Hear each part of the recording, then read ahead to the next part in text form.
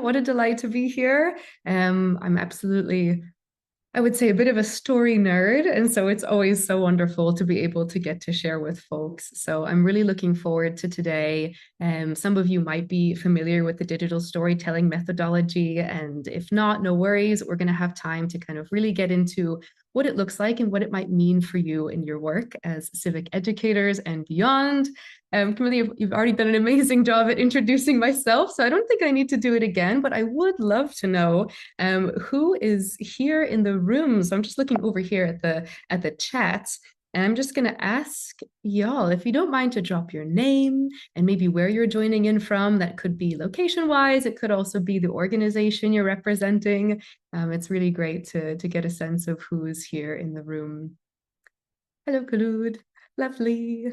From Berlin. Oh, love a bit of Berlin. We have some folks in Sofia. Greetings to Jess, Stephen in Lisbon. Well, wonderful folks. Yeah, I fell into story, I must say. I stepped foot in the Scottish Storytelling Centre when I was about 22 years old. I used to live in Edinburgh, and I realized that being a storyteller was a thing, which no one had told me when I was growing up. And I immediately headed off in the story direction. I left my degree. I started a social enterprise doing mental health storytelling, and now have gone on to do a lot of work working not just with personal and lived experience stories, but also with myth, folklore, all of these good things. And amazing. I see some folks from Istanbul, Warsaw, Greece. So it's beautiful to have you all here today. Thank you.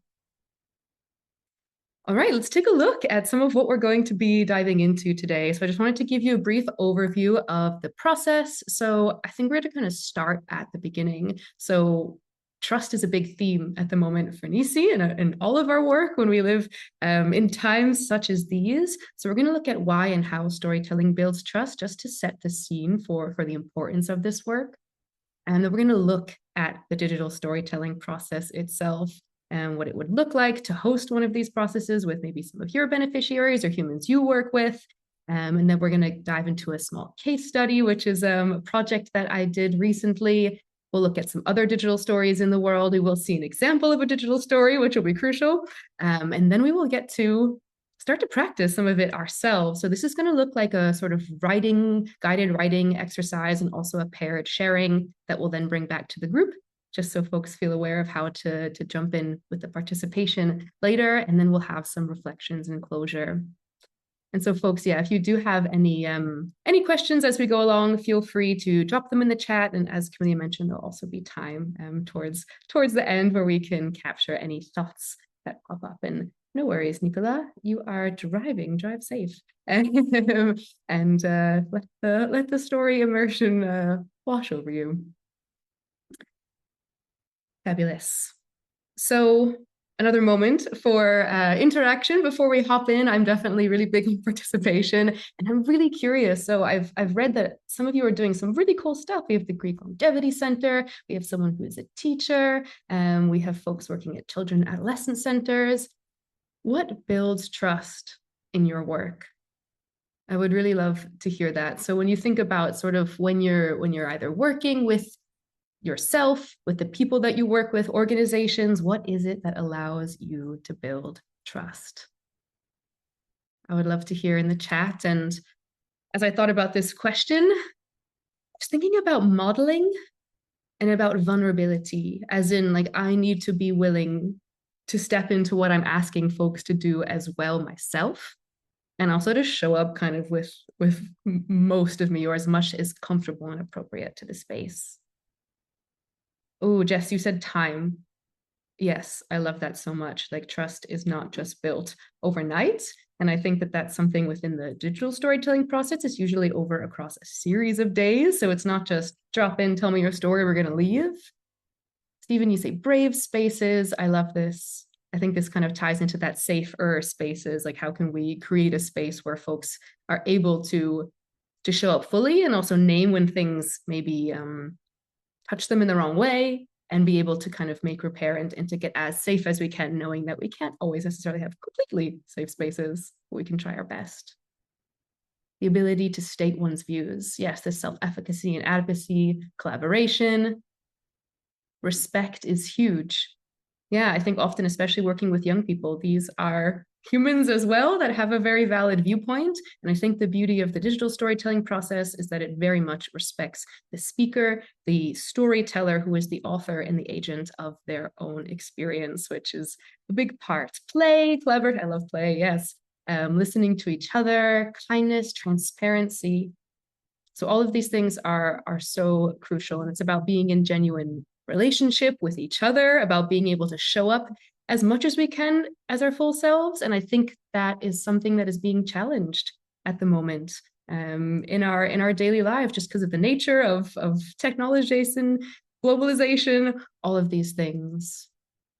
So thank you so much, folks. This is really also just beautiful. I'm going to be reflecting on your inputs when we leave here, but I just wanted to think about the context of trust a little bit, that it's something that is so crucial within civic education, but I'm not sure in your own work, and you can let me know in the chat whether this is something that is starting to be challenged. We know from some of the kind of research, for sure, like the Organization for Economic Cooperation and Development runs a regular sort of survey, and that 44% of people have low or no trust in their national government. And so institutions are starting to be challenged by how folks believe they can be witnessed and seen. And I think we're also starting to feel that with each other interpersonally because of the nature of looking at things on social media, of curating our lives. It feels like, okay, how do I really show up and be seen as who I am and have that be held in a way that it's not going to put me at risk, put people I love at risk, and actually make a difference? And so for me, I really believe stories are an incredible tool for this. And I think it's not just digital and personal stories, even though that's what we're going to be talking about today. So I also work with folktale and myth, and I believe these are exceptional vehicles for us building trust with each other and entering things sideways. But we're going to have a little look at that right now. So why storytelling is so important. And I'm curious, folks, if anyone uses storytelling in their work right now, you can let me know in the chat what that looks like, if it's something that you integrate into comm strategies, or maybe it's more passive. I know we have some teachers here. I have a dear friend who's a math teacher that actually uses a lot of storytelling as a vehicle for learning. So I'm sure some of you are already doing this work. And when I think about storytelling, there's something almost intrinsic or intuitive to how good stories make us feel and how effective they are as a vehicle, not only for building trust, but for building connection. But we're starting to see that the research is catching up. And we're starting to see why stories actually make such a difference. So there's some incredible work out of Princeton with Yuri Hassan, who has a great TED Talk I would recommend about neural coupling, that when we hear a story, our brains actually sync with the storyteller. And I'm not sure if you've had that experience yourself. Someone is maybe sharing at an open mic, or you're watching a video on Instagram or some sort of platform, and just the way that they share their story, something moves in you and you're like, oof, I felt that too, or I can imagine that perfectly. And that's part of the magic of stories. We also see the hormonal response, so that we have oxytocin that is released when we have a truly emotionally resonant narrative that's shared. And so that's actually a physiological element that trust starts to build, where it's not just like, oh, I'm giving you a report, I'm giving you facts, I'm giving you data. It's connecting with someone on an emotional level.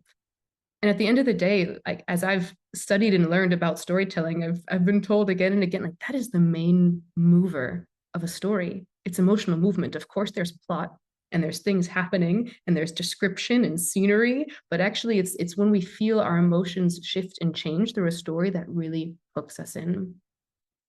And so I guess just to round this off, I really learned this lesson when I started Real Talk, which was this mental health storytelling organization that I ran. And I was working in the community. Anyone who felt called to this idea of having a story around mental health to share could go through a couple of workshops and then create a 10-minute oral story that they shared in an audience context. So often with complete strangers. And these storytelling nights were absolute magic.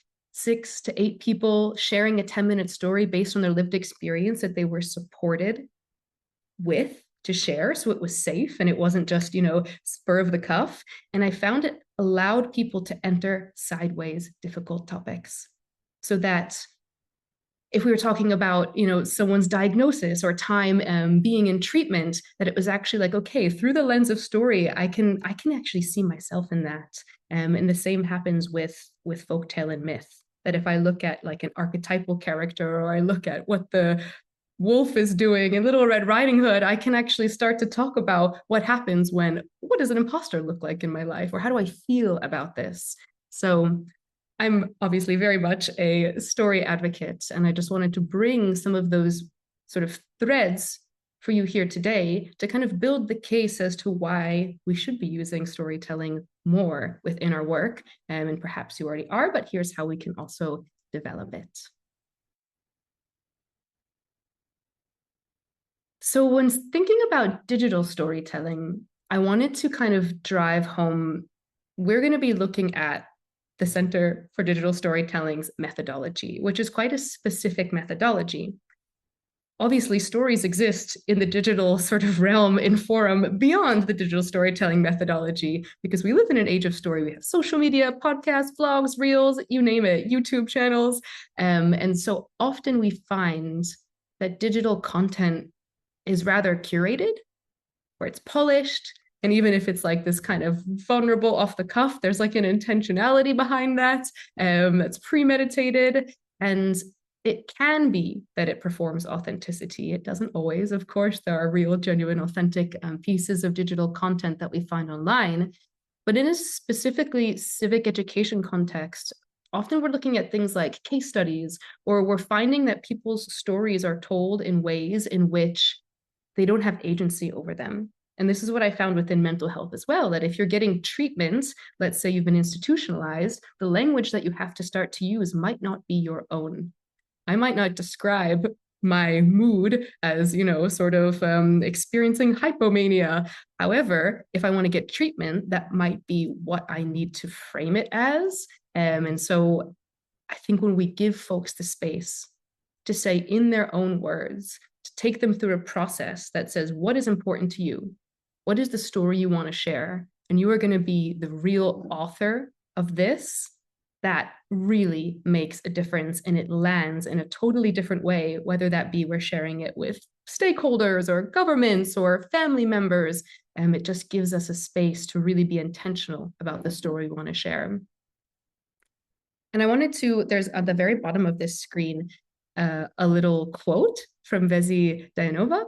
Shout out if you're watching this after, because actually she commented on the LinkedIn post that was advertising this event. And she just wrote this really beautiful reflection about the fact that we often use storytelling instinctively, and that actually having a methodology behind it is really helpful, especially within a facilitation practice, because firsthand testimony has this real weight that many other forms of content do, and that it requires a real careful design and safety. So I just yes, agree completely. And so we're going to dive into what this approach and framework actually looks like. So has anyone here actually connected with digital storytelling from this methodology? You can give me a thumbs up, or you can post in the chat, yes, no. I see some faces that are staring, so I'm going to assume possibly not. So just so we start at the very beginning, no, unfortunately, all good. That's why we're here. So digital storytelling is really curious because it is a very specific framed process, and the output of it is a 2 to 4 minute video. And that video is actually a voiceover, which is accompanied by images and music. So the whole thing is it's told by one's own words and one's own voice. And so it's this kind of digital artifact that is created through a group process that then lives on after that time. So people might gather folks to go through a digital storytelling process about what it means to be queer growing up in the place that you did, about what it's like to experience a particular health challenge, about what communities facing climate change and climate affected sort of ecologies might be going through. And so we can come in, say, we have a group of people who have a perspective on this and take them through a process to create these short videos. So I want to name this comes from the Story Center. So this is based out of Berkeley, California. A man named Joe Lambert was the creator of this. And I'm going to also drop links in the chat whilst we go through, just so you can have some additional resources to go ahead and review in your own time. And so, yeah, it started in the 1990s and it's been going now strong. I actually volunteered at the last digital storytelling conference, which was happening in Brazil. And it's starting to really find its footing as an effective participatory media technique.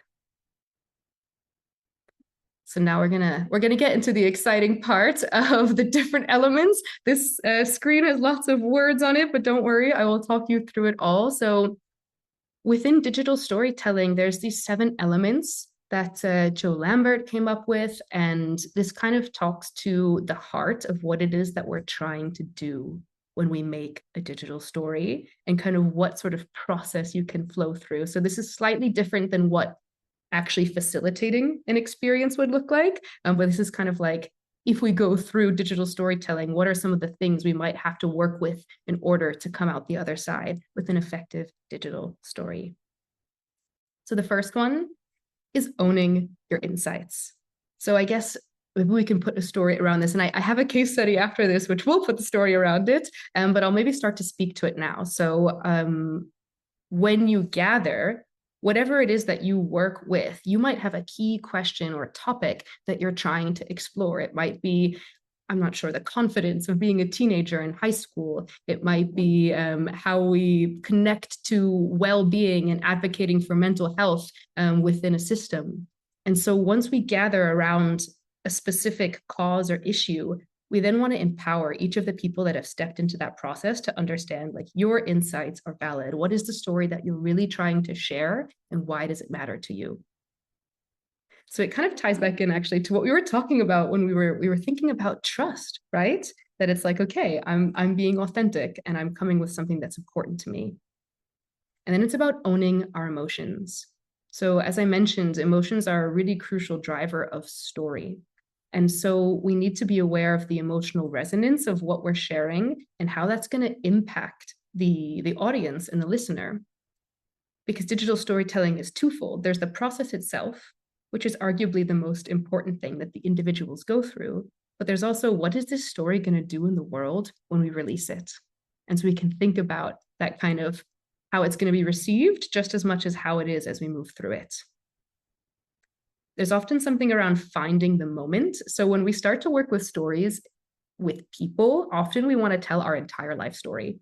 And you might imagine you can't tell your entire life story in 3 to 4 minutes. That is not possible. And so we start to find these moments of change or moments of significance in our life that really anchor something. So if I'm talking about my own mental health journey, I might be like, bam, the moment that I got admitted to the psychiatric ward, like that is a moment of change that impacted me. And that's actually a place I can build my digital story from, because it really has this super clarity of experience and clarity of feeling. Part of the reason why we use voiceovers in digital storytelling is it also allows folks to anonymize, yes, as much as they'd like. So because you're just hearing your voice, of course, you can be identified by your voice. However, you can, with less accuracy than you might if you have a picture of yourself or a video of yourself on screen. And so we have our voice that then is accompanied with these images. So that's the seeing the story. The seeing the story is the kind of the storyboard that you create when you gather these small little morsels, visual elements that are going to accompany your story. And you're going to see an example which will help make this much clearer. And so then we have our voiceover. So you record the voiceover. It's normally about 300 characters for a 2 to 4 minutes voiceover. And so that's part of the process of crafting that. You assemble everything. There's a real digital upskilling that can be a part of this. Excuse me. So it's not the crucial element. The story is more important than a beautiful, polished, finished product. But we are encouraging people to figure out how to pull together a voiceover, some images that flow together, and perhaps some music. And so there's a kind of really beautiful, fun, interesting part where once we've done that first part of finding the story and crafting it, then we get people getting their little hands dirty and pulling it together. Finally, every digital storytelling process ends with sharing the story. So we have a beautiful kind of screening process, and that can look different in every context. It might be with relevant stakeholders, it might be just for the group that went through it, it might be posted publicly online. It just really depends on why and how you're setting up your process. Okay, lots of information, and yes, thanks so much. I see you in the chat. If you have any questions, feel free to drop them there. Okie dokes. So there's this beautiful process. Those were the 7 elements that kind of underpin it, the kind of theory, the framework. And actually, I will drop in the chat as well. There's the digital storytelling cookbook that Joe Lambert wrote. I'm going to share it with you all because there's some amazing information that kind of just expands on all the things that I was just sharing.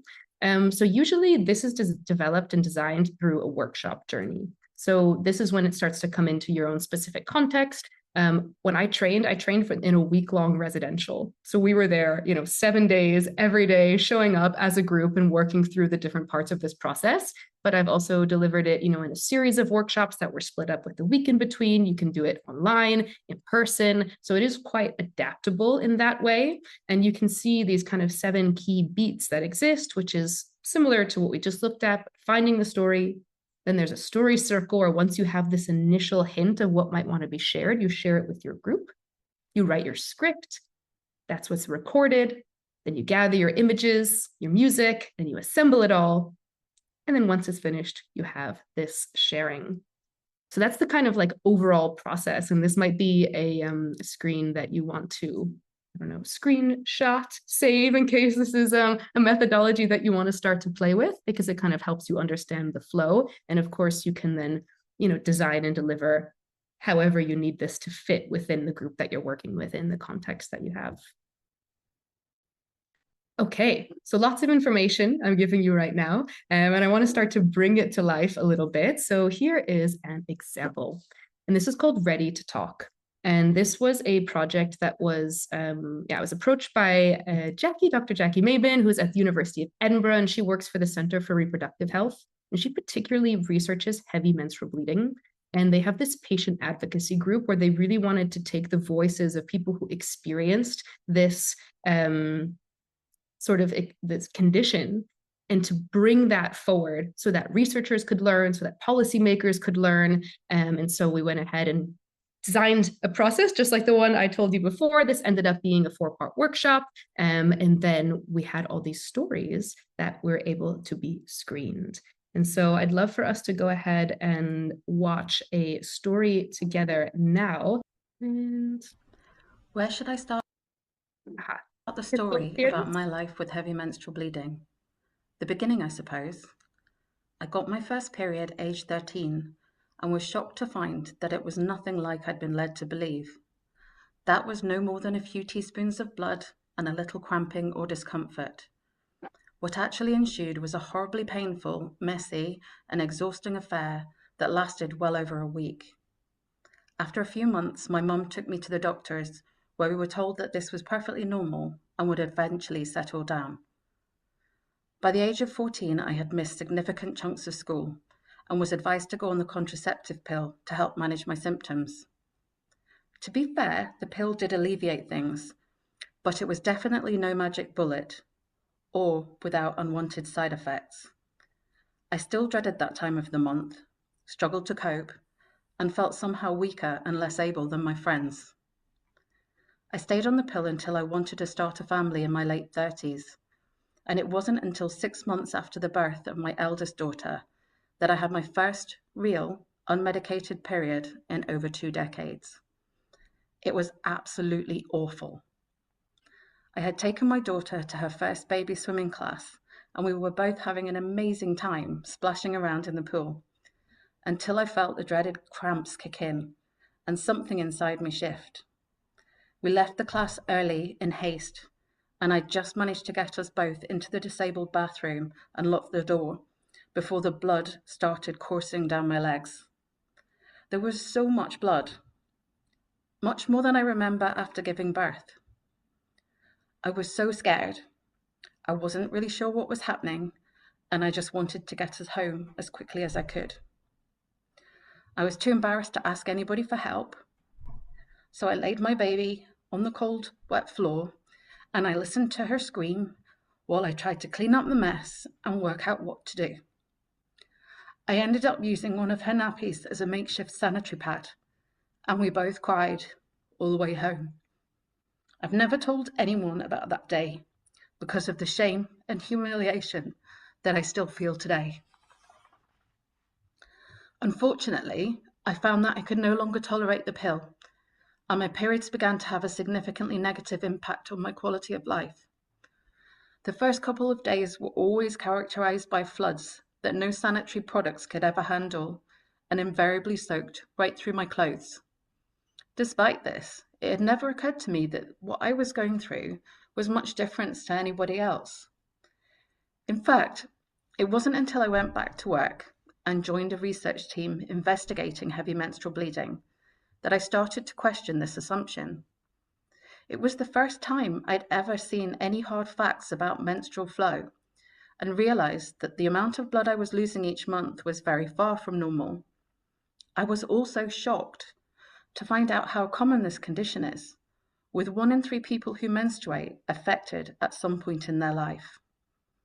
Armed with this knowledge, I decided it was time to seek medical help again. After a lengthy wait and a series of rather uncomfortable, unpleasant examinations and tests, I was lucky enough to find that I have no obvious underlying pathology. However, like many others, this also means I don't have a diagnosis or a cause to work from. I've subsequently discovered that my mother's periods were also problematic and that she resorted to rather drastic surgical intervention. Fast forward 15 years, and I have 2 amazing teenage daughters.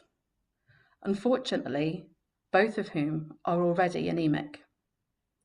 It's too late now for my mum and I to get any answers, but I really hope that during my daughter's lifetime, there will be more menstrual health awareness, more support, more funding for research, faster diagnosis, and more treatments available for this ridiculously common and debilitating condition.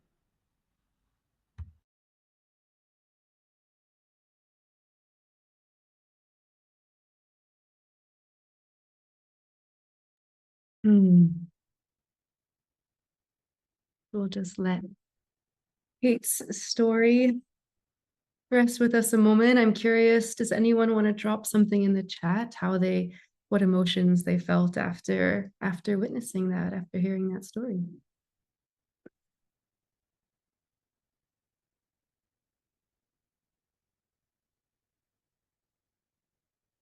I always find that when I hear her voice, and there's this moment that it warbles when she's talking about this story with her child on the bathroom floor, like, oh yeah, it touches me every time. And I think that's part of the beauty of this process, is that the stories are always told by the person who wrote them. So the voiceovers are always by the individual that is going through the process. And that is a really important part of it to remember. All right, folks. Well, yeah, you have that story there in the chat in case you want to return to it. I am going to share a few extra. We're not going to watch them together, but I'll share some in the chat for us in case you want to see some other examples. But I wanted to, yeah, Nicola, you were just listening and not watching, but her voice was important to you, and you trusted her. Thank you. Yeah, there's something powerful about hearing someone in their authenticity saying, this is my story and I'm claiming it. So I appreciate that reflection. And I think the beauty of this process is that it creates this digital artifact that can be used in other spaces. And so with Ready to Talk, as I mentioned, this was like a patient advocacy group, patient practitioner, PC, yeah, something I can't remember what the acronym stands for. But Dr. Mabin has gone ahead and these stories are now embedded. They have a site that you can check out. I'll drop in the chat some more information about it. There is both a case study that I have on my own website, but the second link is to the University of Edinburgh's Centre for Reproductive Health. And so they have all these stories nested there. And so that people who menstruate that are also experiencing something similar, they can access that. But these stories have also been screened in Scottish Parliament at a cross-party group on women's health in order to advocate for more funding and awareness within the NHS. And they're also being shown to clinicians and researchers, so folks who are studying to become doctors, because this is a traditionally under-researched area. And if you know someone that's gone through training to become a doctor, historically, there wasn't very much focus or education on women's menstrual health.